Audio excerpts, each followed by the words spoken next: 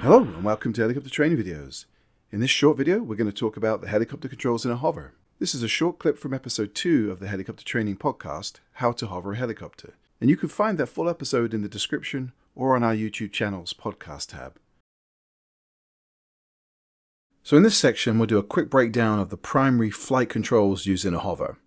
I do have another video that goes through the flight controls in detail, and I'll put links to that in the show notes. But let's get started with the anti-torque pedals. The anti-torque pedals control the yaw axis of the helicopter. In other words, the direction the nose points in a hover. In a helicopter with a single main rotor, torque reaction wants to spin the helicopter in the opposite direction of the main rotor rotation. And therefore in a hover, it will require constant anti-torque thrust from the tail rotor just to oppose the torque reaction of the main rotor blades and maintain a stable heading. In a counterclockwise rotation system like the R-22, that torque reaction wants to spin the helicopter's nose to the right, and so we require constant left pedal pressure to fight against that.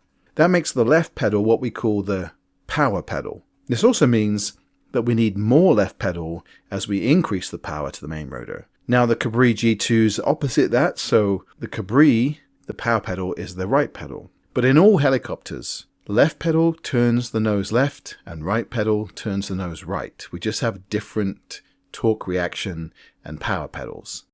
In most helicopters, the tail rotor is geared to the main rotor, meaning that they both spin at the same constant speed. So yaw control is achieved by changing the tail rotor blade pitch angle and the amount of aerodynamic thrust that the tail rotor produces, not by changing how fast the tail rotor spins. And in the R-22 and R-44 helicopters, that is achieved with what's called push-pull tubes and bell cranks. And those run from the pedals all the way to the tail rotor. Some light helicopters will use cables.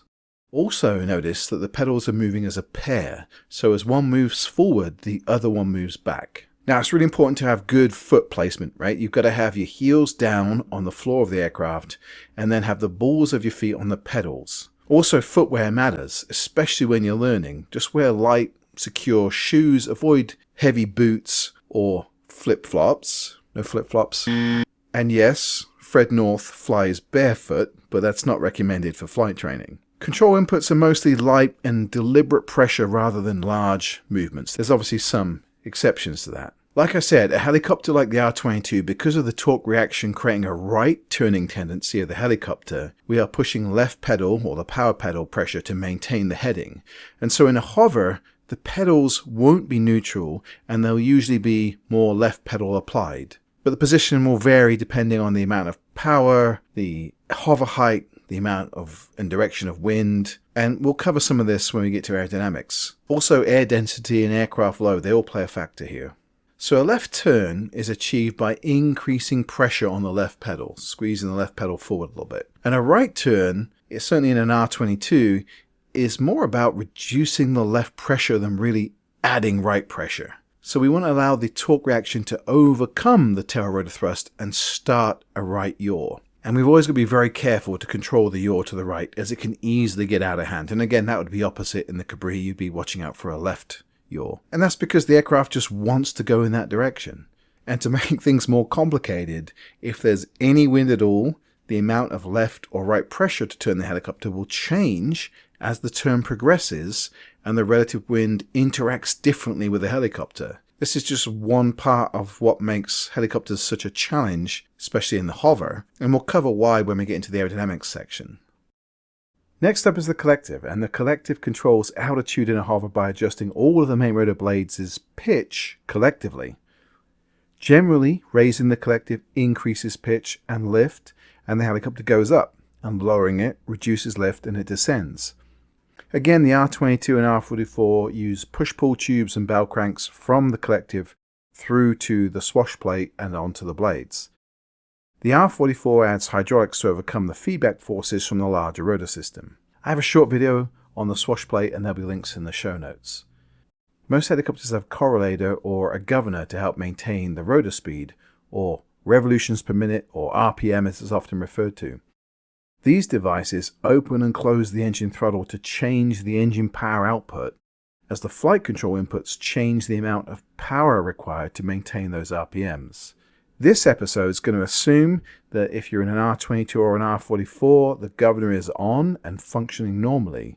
So while manipulating the collective, you must avoid a tight grip on the throttle and allow that governor to do its job.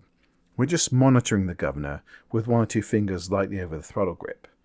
Throttle management will be covered in a future podcast episode, including governor off manual throttle training in forward flight and in a hover.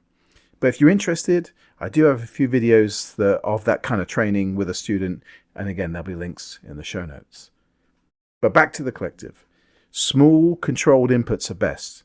Avoid large or fast movements to ensure that the engine's got time to maintain the correct RPM as those changes in main rotor lift and drag are made. In the R22, there are no hydraulics, so sometimes there's going to require a little bit of upward pressure just to hold the collective where it is. Whatever you do, don't let go of the collective in a hover or when you're at full flight RPM on the ground with the friction off.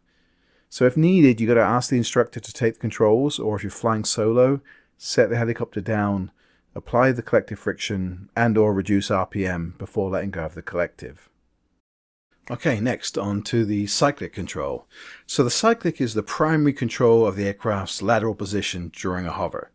It controls forward, backwards, left and right movement or drift. It works by tilting the entire rotor disc and redirecting some of that lift to create horizontal thrust in a given direction. The R22 cyclic input goes through push-pull tubes again and bell cranks to the swash plate.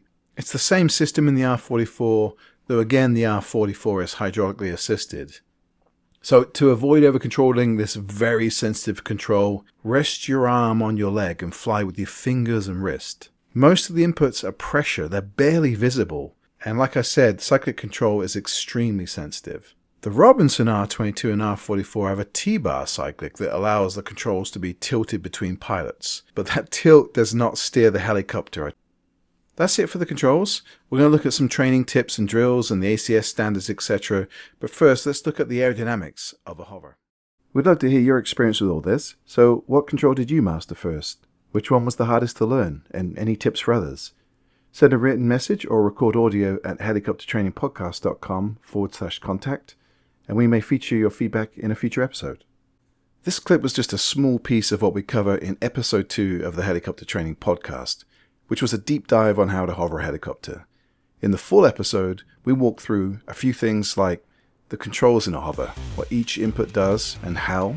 Hover aerodynamics, we cover some of the weird interrelated forces at play to help you understand why hovering is so difficult.